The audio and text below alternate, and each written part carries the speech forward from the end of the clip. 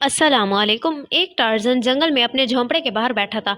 उसके गिर्द चंद ही जानवर बैठे आपस में शरारतें और मजाक कर रहे थे। टार्ज़न उनकी शरारतों से महफूज हो रहा था। गंजे, तुम कब पैदा हुए? मिंकू ने गंजे लंगूर से मजाकन पूछा। जिस रोज बारिश हुई थी, गंजे लंगूर ने कहा। तुम बताओ, तुम किस दिन पैदा हुए? जिस दिन दुम कटे बंदर की दुम कटी थी, मैं मिंकू ने जवाब दिया। दुम कटे बंदर ने हंसकर कहा, मेरी दुम तो शुरू से ही ऐसी है। शुरू से नहीं, तुम्हारी माँ को भूख लगी थी और वह तुम्हारी दुम काट कर खा गई थी, मिंकू ने कहा। इसी लम्हे एक धमाके की आवाज से जंगल गूंज उठा और दरख्तों पर बैठे परिंदे इधर उधर उड़ने लगे और जानवर भी डरकर इधर उधर भागने लग गए। सरदार, ये धमाका कैसा था? मिंकू ने टार्जन से पूछा। फायर की आवाज थी, किसी ने बंदूक से फायर किया है, टार्जन ने फिक्रमंद होकर कहा। तो क्या कोई शिकारी हमारे जंगल में घुस आया है? गंजे लंगूर ने खौफजदा लहजे में कहा। मिंकू, तुम जाकर मालूम करो क्या मामला है। फायर की आवाज साहिल की तरफ से आई है, टार्जन ने मिंकू को हिदायत की। मिंकू उठा और साहिल के समंदर की तरफ दौड़ने लगा।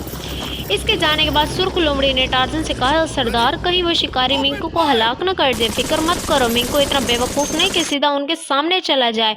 वो एहतियात से छुपकर उनका जायजा लेगा और वापस आकर मुझे हालात बता देगा।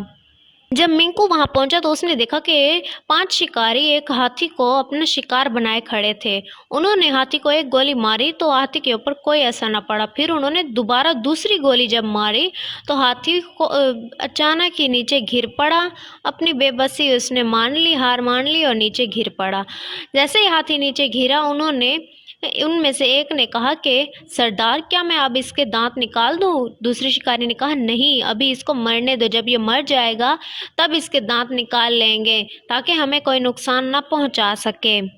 मिंकू ने ये सब देखा और भागकर अपने सरदार टार्जन के पास गया। टार्जन को जाकर सारा कुछ बताया। टार्जन उसी वक्त आया और कहा कि उसी वक्त अपने जानवरों को हिदायत दी कि तुम सब जाकर पहले उनकी बंदूकें गायब कर दो और उसके बाद मैं जाकर इन पर हमलावर होऊंगा। तो उन्होंने ऐसा ही किया। टार्जन गया और उनको जाकर कहा कि मैं तुम लोगों को इस एक हाथी के बदले 50 हाथियों के दांत दे सकता हूँ। उन्होंने कहा कि क्या तुम हमसे कीमत लोगे? शिकारियों ने कहा कि क्या तुम हमसे कीमत लोगे? टार्जन ने कहा, नहीं, मैं तुमसे कीमत उन बाकी 50 की नहीं लूंगा, सिर्फ इनकी लूंगा, और वो कीमत है तुम लोगों के सर। शिकारी देखकर ये हंसने लग गए। शिकारियों ने कहा कि क्या तुम्हारा दिमाग खराब हो गया है? पागल हो गए हो? तुम हमारा सर कलम करोगे? टार्जन ने कहा कि हाँ, ये मेरा पसंदीदा हाथी था जिस पर मैं सवार होकर पूरा जंगल घूमा करता था और तुम लोगों ने इसे हलाक कर दिया है। जो ही टार्जन आगे बढ़ा, शिकारी अपने